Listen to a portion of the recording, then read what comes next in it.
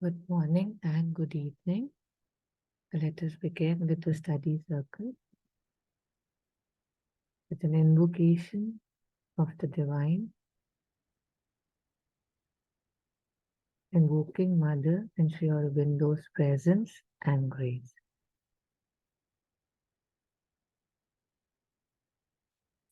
Thank you.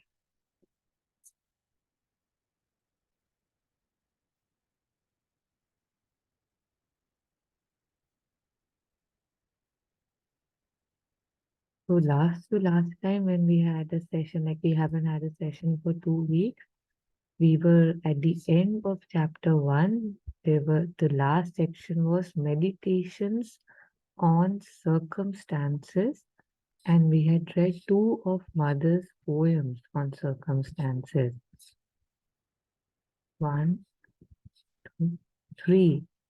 And last meditation is left, the prayer, Mother's prayer. And so we'll take that, and if it's done, then we'll go on chapter 2 today, which is looking at oneself and others. So if you have the capacity, you can read. Otherwise, I'll read and I'll make it slightly bigger. So I'll start from the green or the pink? Yes, the green, please. Okay. Thou art perfect knowledge, absolute consciousness. He who unites with thee is omniscient, while the union lasts. But even before attaining this stage, he who has given himself to thee in all the sincerity of his being, with all his conscious will, he who has resolved to make every effort to help in the manifestation and triumph of thy divine law of love in himself and the whole field of his influence, sees all things in his life change, and all circumstances begin to express thy law and assist his consecration. For him, it is the best, the very best that always happens.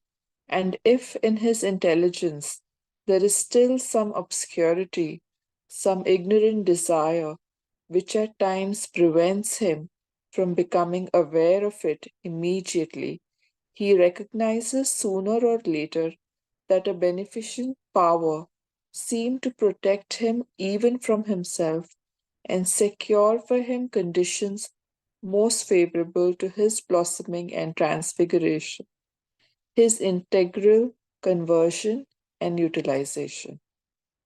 As soon as one becomes conscious and convinced of this, one can no longer worry about future circumstances or the turn events take.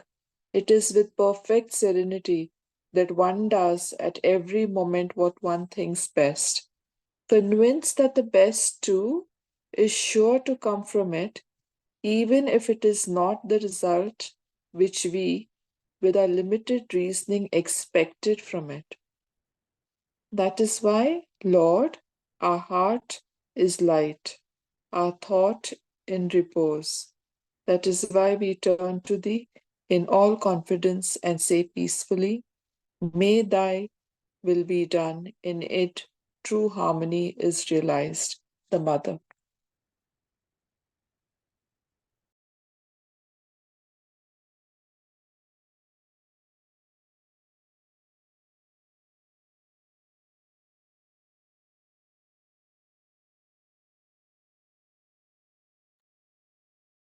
Thank you.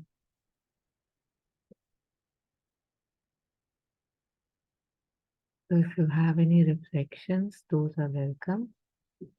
And we'll take it up one by one, each line at one time. So thou art perfect knowledge. Whenever you're looking for knowledge, both in our regular day-to-day work, we feel knowledge is power. And even if one is a seeker, one is wanting to know more, there is usually a fascination for knowledge because We believe that, okay, through knowledge I'll know. So Mother is saying that thou, you are the perfect knowledge and absolute consciousness. He who unites with thee. So here thee or thou is for the divine. So he who unites with thee is omniscient. So he knows everything while the union lasts. So, we've all had those glimpses in which we have seen life is bigger than what we take it to be.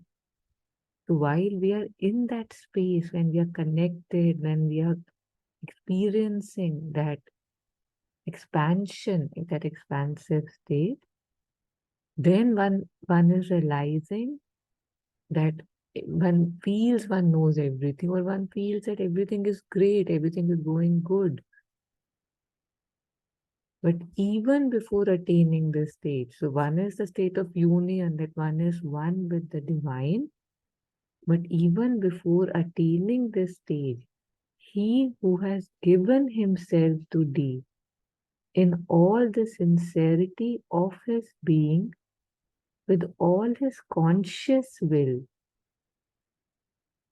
if we give ourselves, if we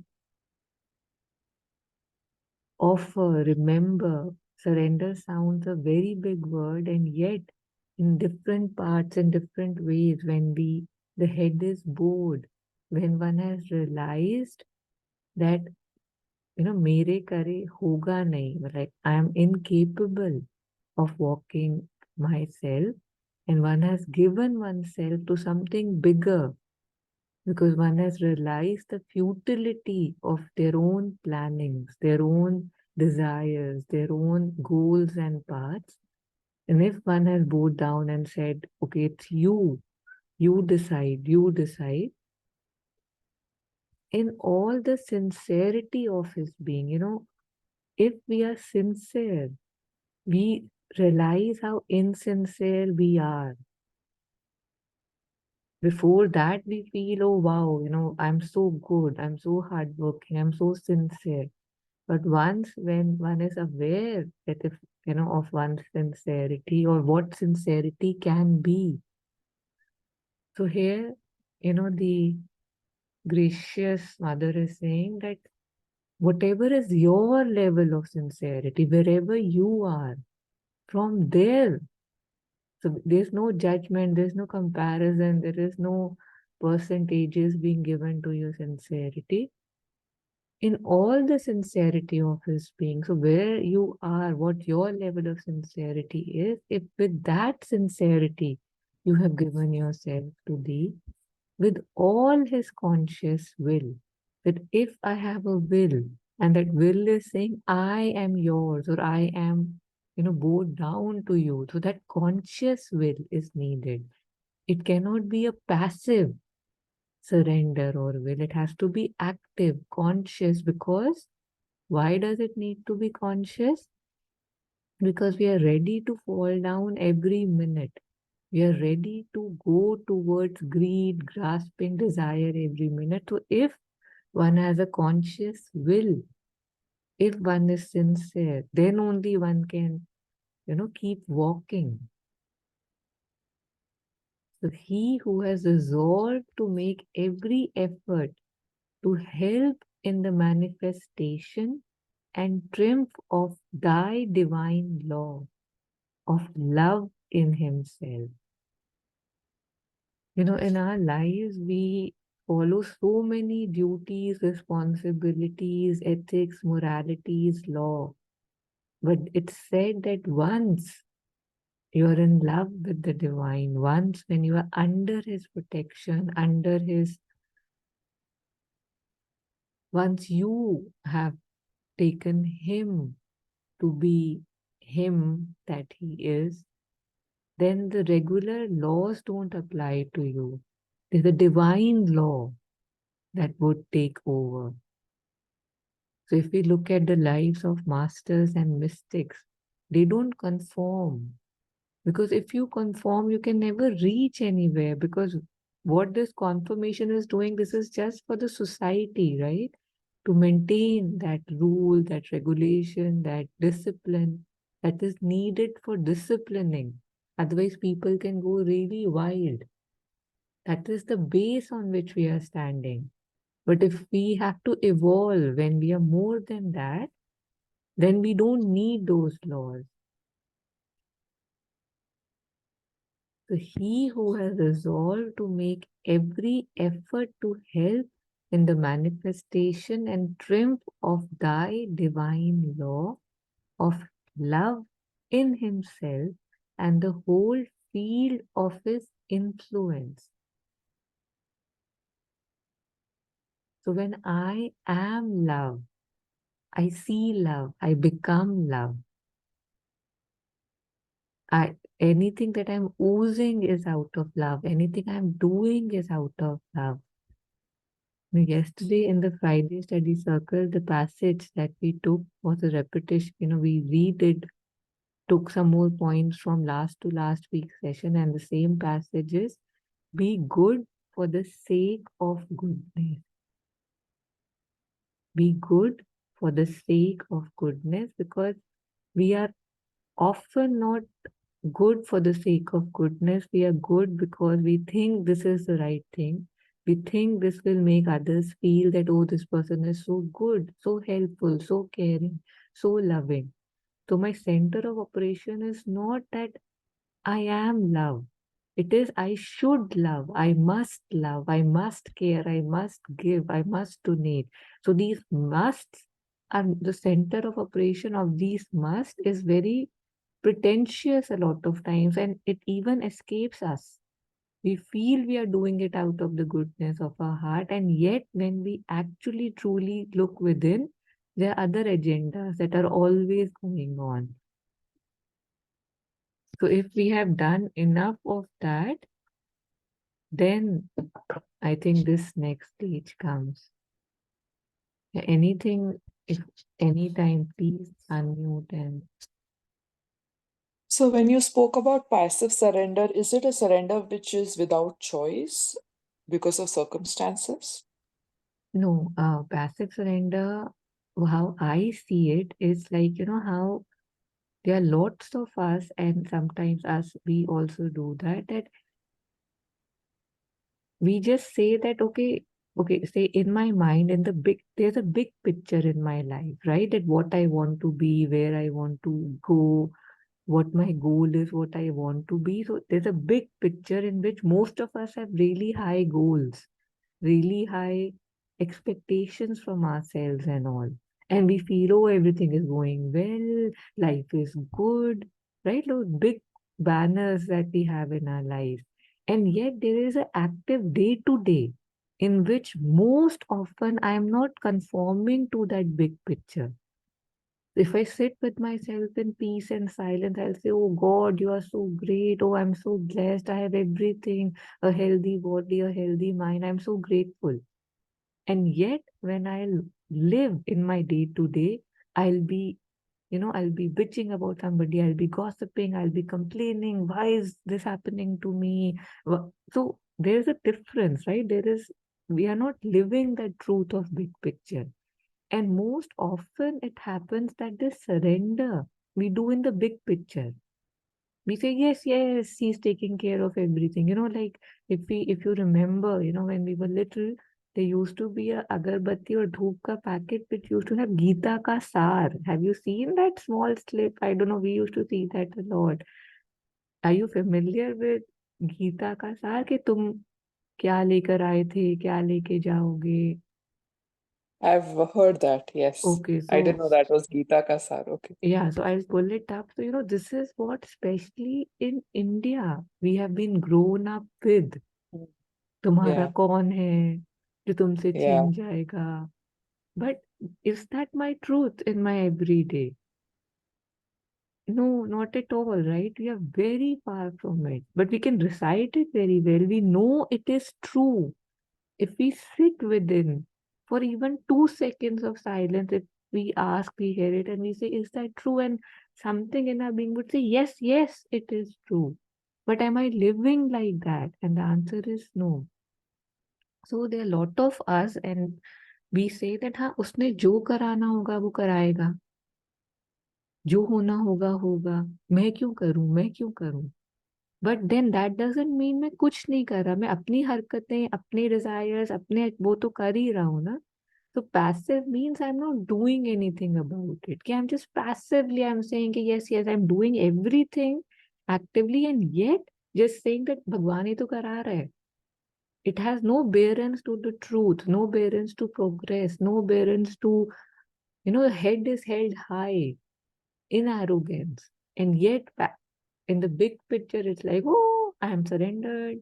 So दिखता नहीं है वो. फिर उससे Acharya ji very beautifully says कि, and that was something that I felt it was so true कि बातें मत करो, जीवन दिखाओ क्या जी रहे हो.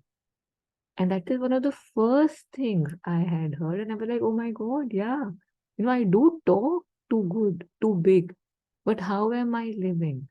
And that is true for all of us, most of us at least, that disparity between what I think I am and what I am.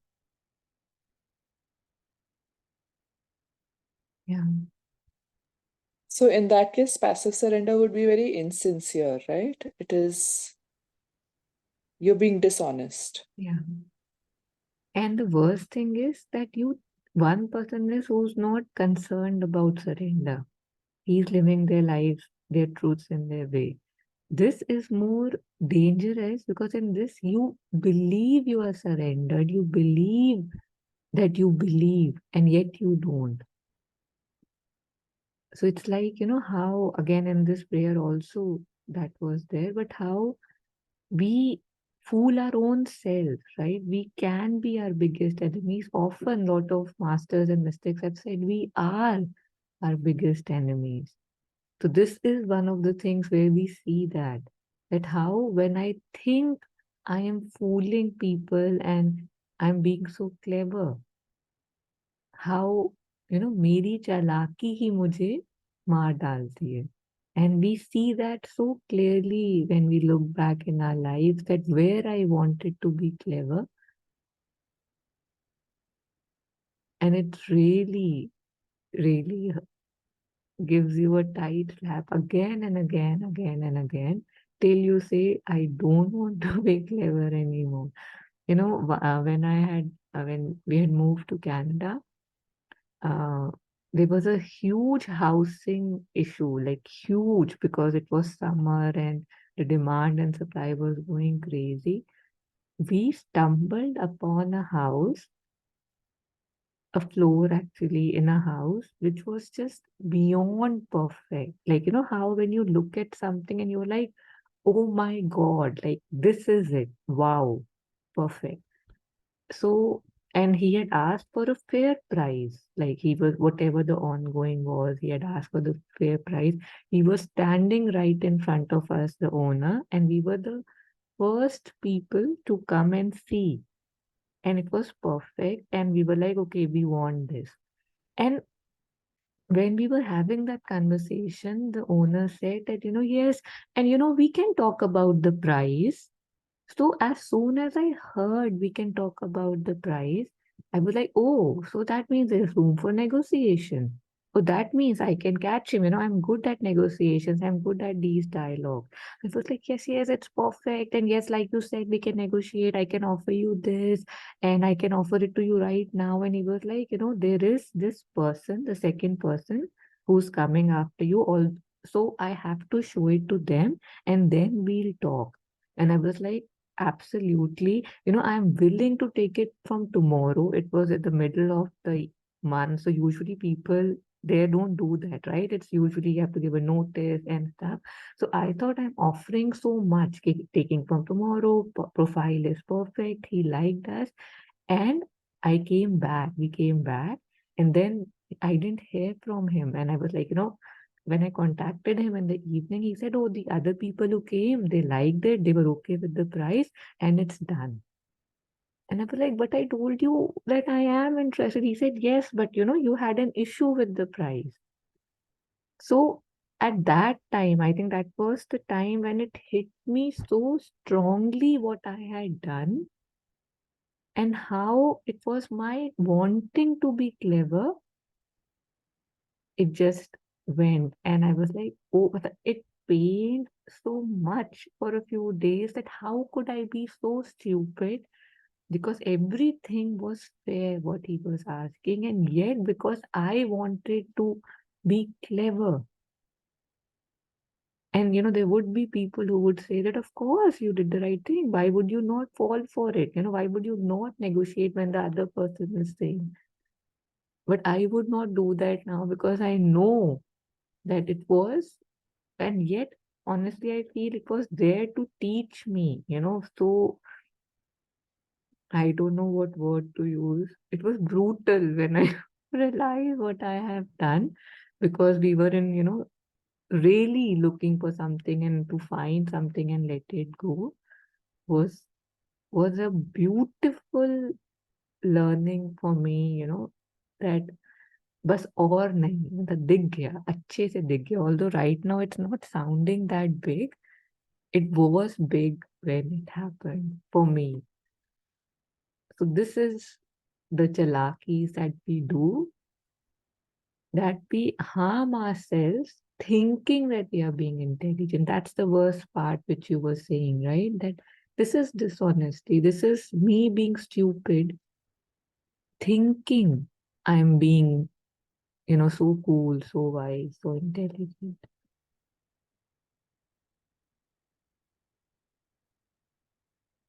If you're ever, say, waiting somewhere and you hear people talk, I actually enjoy that a lot. Not enjoy, but a little bit. That okay, there are three, four people sitting and talking, and you're standing on the side and stuff. If you listen to their conversations, most of them are about how clever I was. That HR was saying, take this break, but I didn't, and then I got this. And then the other person will throw. But in the sense, small, small, small, small wins appearing. So appearing wings are so small, and our lives are lost in these transactions, these intelligent moves and actions, that it's hilarious. It's hilarious that am I this stupid? And the answer is yes, I am. So, and then we begin from there. What can I say? I've done all of that. Mm. No, the thing is that yes, we have done all that, and that is the journey maybe for ordinary people trying to make that shift. But once we want to be refined, right? Once we want things to be now more, then one has to stop, right? And once when we see that, oh my God, what am I doing? And that is more easily seen when we look at others. Somehow apne mein nahi dikhta. But as soon as we see that, when we can make a resolve, right? We can actively then say, not this. I would not do this. I would not do, and then do it, right? To the best of our capacity. Of course, there would be times when we would again fall, but at least that fall again is conscious, right? That I realize I'm falling, or I realize I have fallen down, so that I can get up quicker, quicker, quicker. And we have seen that the falling and the rising is quicker now. There are times when I'm able to stop. There are times when I start, but I realize no, I don't want to go there, and I stop. So that's the only way. We have all done it. Without that, समझ आता ही नहीं है. So yeah.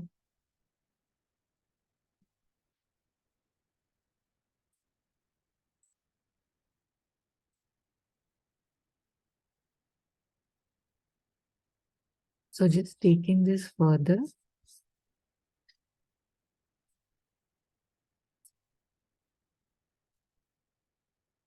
but even before attaining this stage, he who has given himself to thee, excuse me, in all the sincerity of his being, with all his conscious will. He who has resolved to make every effort to help in the manifestation and triumph of thy divine law of love in himself and the whole field of his influence. I'm stopping here again because I just realized, this word manifestation. So what you were asking, Deepa, the passive versus active. So the passive doesn't have manifestation, right? Passive is just a thought. Passive is just very, lifeless. But what does it, what is Mother saying here? Help in the manifestation and triumph. Those are both active things, right? So just to take into account. So Ritu, we are on the last segment of chapter 1. So we had done 3 prayers last to last time, or last time. We are just on the last prayer and we are taking it up. Yeah. Yeah, okay. Yeah. Sees all things in his life change and all circumstances begin to express thy law and assist his consecration. Being me, I cannot do that because I have so many other agendas in my life. So many things I want to prove, to be, images that I want to conform to. But here they are saying that once we are able to do that, we just read this again, do what? He who unites with thee is omniscient. He knows everything.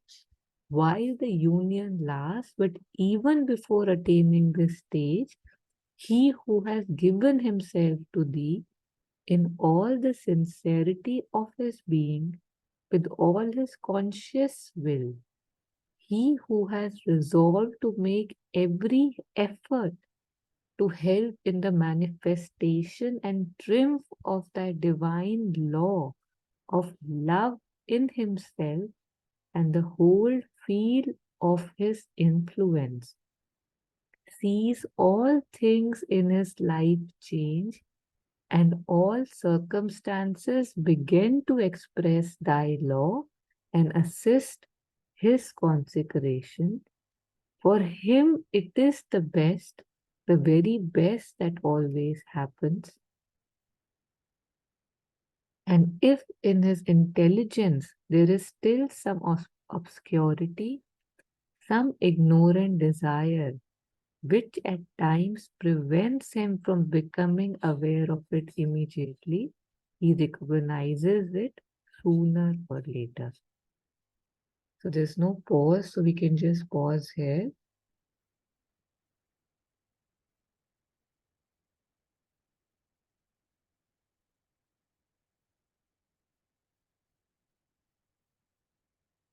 This is something quite deep, I would say, something quite evolved that one has now realized that we were discussing, how that it's not up to me.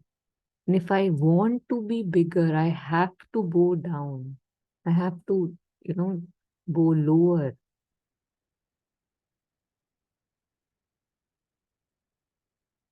Because I, in my little rules and little foresight and little reasoning, have so many comments and thoughts and beliefs that this is good, that is bad, this is a perfect, flow of things. This is how life should be. This is a good life, a big life. But, here it is being said that when we offer ourselves fully, when we are able to offer ourselves fully and manifest and triumph of thy divine law, we are able to allow that to happen, we see that all things in our lives change. Just a reminder that this chapter is about attitude. what our attitude should be. So, in compliance with that, once my attitude changes, once where the center of my operation changes, truly changes, all things in my life change. All circumstances began to express thy law and assist his consecration. For him, it is the best, the very best that always happens. And if in his intelligence there is still some obscurity, if you're not able to see, but if you are there with your head bowed down and that actively you are realizing what's happening, you're more conscious, you see. Even if you fall down as we were talking, you become aware of it immediately and you can stop. Even if you're not able to stop, you're able to see, oh, again, I'm going down that route. I should stop.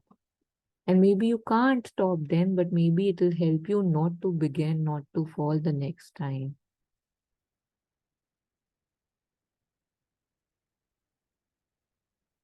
Now, this is also reminding me, Ritu, that movie that you had shared of Ram Das, how it was that how somebody could say that this is for good, like how good it was for him to lose his,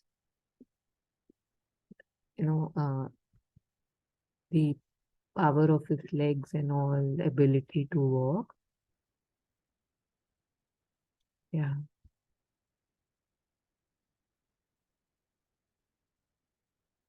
So he recognizes sooner or later that a beneficent power seemed to protect him even from himself. I think this is really something we miss because we do make a lot of choices, subconsciously or consciously, that harm us. And one of my favorite dialogues or facts from Acharya Prashant, once said that तुम्हें आग से बचाने के लिए मुझे तुमसे ही लड़ना पड़ता है कि you are in a building which has caught fire. If I come in and I'm trying to take you out, I don't have to fight the fire. I have to fight you because you are not willing to come out. You say, no, no, this is my home. This is beautiful. This is my habit. This is my pattern. This is how life is. This is natural. I am a human being. So he recognizes sooner or later that a beneficent power seemed to protect him even from himself and secure for him conditions most favorable to his blossoming and transfiguration, his integral conversion and utilization. So, this is where the gap comes. So when I am deciding what is good, what is bad, my good is mostly comfort oriented, luxury oriented. What am I getting oriented? And yet, what is good cosmically? What is good in the bigger picture? Why am I here? And these are the conditions which we are being told. One realizes how good it is because the conditions that are presented to you, if you are lucky, is that those conditions would help you blossom, would help you transfigure, become more. Integral conversion, not superficial, and utilization, so that I can be utilized to my maximum potential as a human, as a soul. And we all know that this happens when there is pain mostly, when there are challenges, when there are things which makes me impossible to carry on the way I have been living. And it hurts. And yet they help me blossom, they help me transform, transfigure, convert, and increase my dynamism and utilization. It's hard to accept because the pain feels very painful. And yet, when we have done that circle again and again, right, we then start recognizing this pattern, and that helps in our own growth. We are then able to accept things more easily, more with joy and surrender, even if it's paining.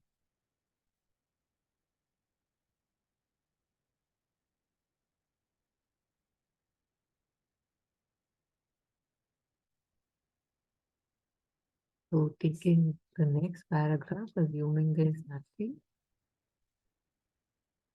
As soon as one becomes conscious and convinced of this,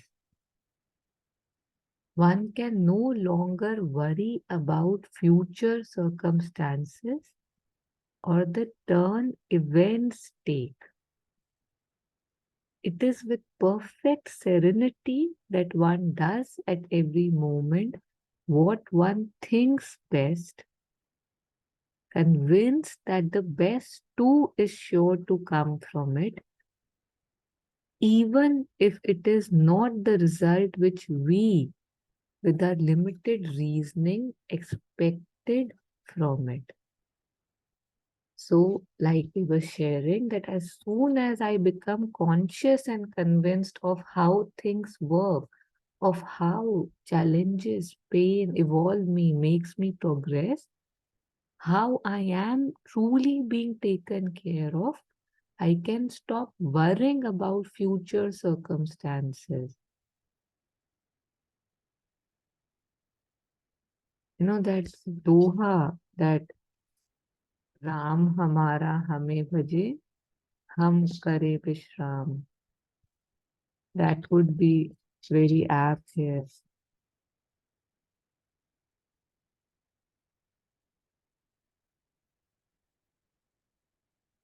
I can't find it. So there's this doha, I think, of Tulsi Das, that now that I have realized what is happening, I am not chanting anymore. I am now fully, totally bindas, and now Ram will think about me. Till now, I have been chanting Ram's name. But now, when I have realized what is happening and I'm fully offered, now he will think about me. My mind would not have him, but his mind would have me, that what will happen to me. Ram hamara hame bhaje, hum kare vishram, something like this.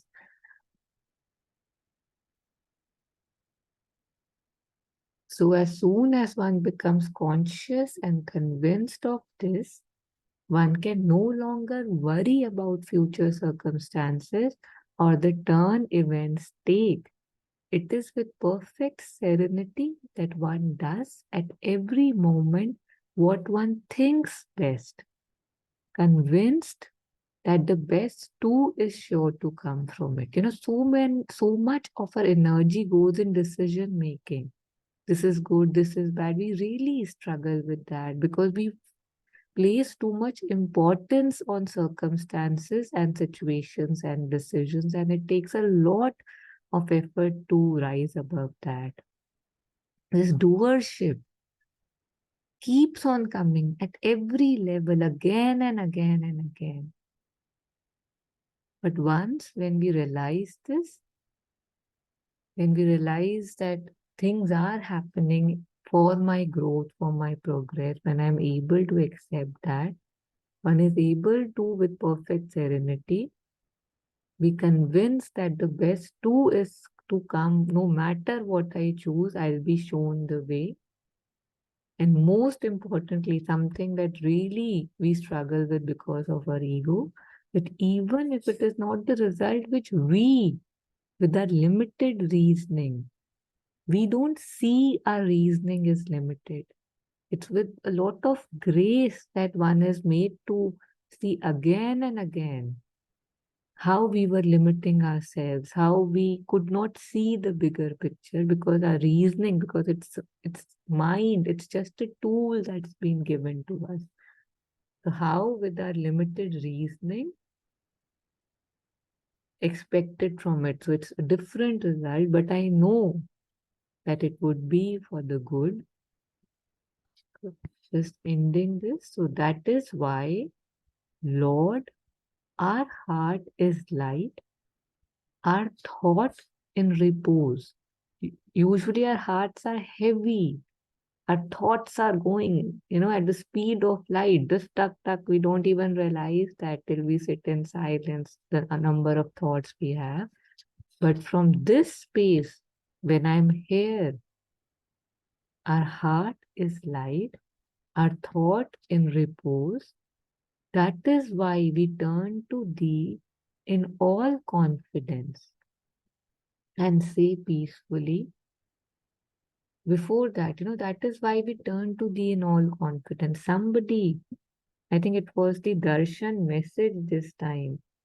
It really stuck me. It was quite revelatory that, yeah, here. So this year's 15th August darshan message was, Sri Aurobindo promised perfection, and to attain it, the first requisite what men need today is security.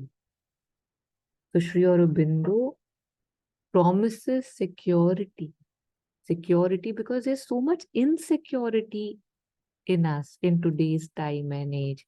I wonder if it was there before, but at least here, every one of us is insecure, and that is why there's so much stress on doership, right? मुझे बचाना है, मुझे करना है, मेरी वजह से मैं सेफ हूँ, मेरी वजह से दुनिया चल रही है. But once we are able to touch this space, we are able to turn to thee in all confidence, knowing he's taking care of everything, knowing I am secure, and say peacefully, may thy will be done in its true harmony is realized. So in this true harmony is realized when one is truly able to say, may thy will be done, and there is no but here. Okay, there is no thing that I am pushing, no agenda, no wish that may your wish be mine. That's the way we operate, right? That I want this, can you make that happen? So that's how we have grown up, that's how we have mostly lived. And yet, this is the end, that may thy will be done, that nothing after that in its true harmony is realized.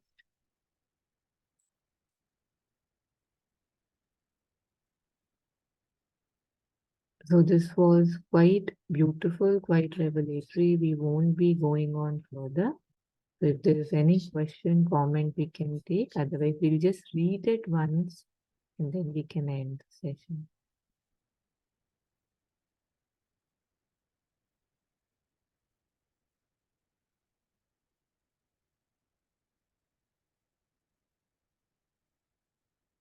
Okay. So would anybody like to read it, or I can read it?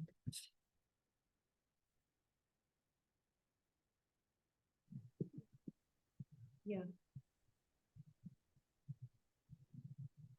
From thou art perfect. Thou art perfect knowledge, absolute consciousness.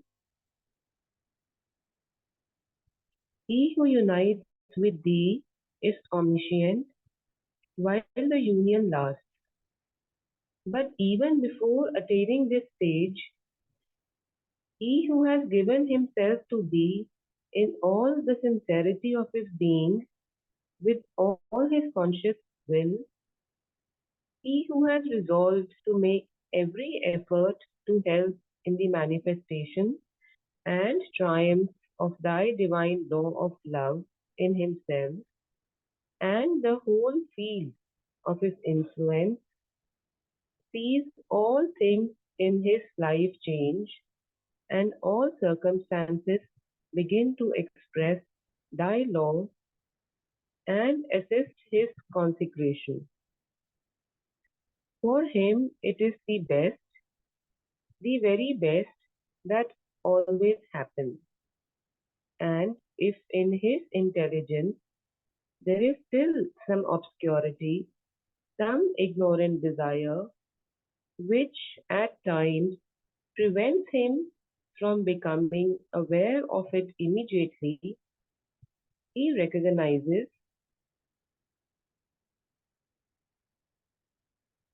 sooner or later that a beneficent power seemed to protect him even from himself and secure for him conditions most favorable to his blossoming and transfiguration.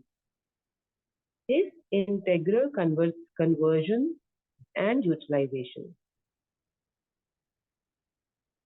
As soon as one becomes conscious and convinced of this, one can no longer worry about future circumstances or the turn events take.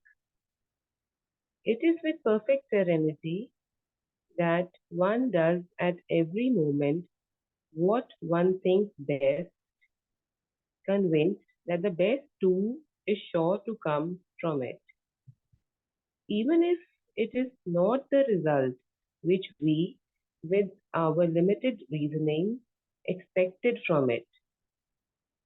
That is why, Lord, our heart is light, our thought is repose. That is why we want to thee in all confidence and say peacefully, may thy will be done. In it, true harmony is realized. The mother.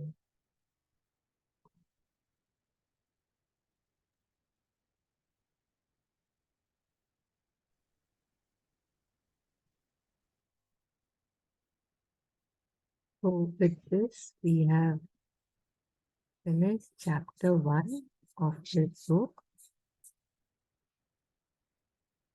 Looking from Within. So just to see, the chapter was looking at life and circumstances. We did the power of attitude, determining power is within, the right spirit, seeking to know, listening to the inner law, the ordinary view of spiritual life, the spiritual view of ordinary life, inner state and outer circumstances, the meaning of circumstances, living within, and what we were just doing, meditations on circumstances. So in case we want to go through these again once in our own time, it would be wonderful. It was a beautiful section. And next time we will start looking at oneself and others, section 2. Yeah.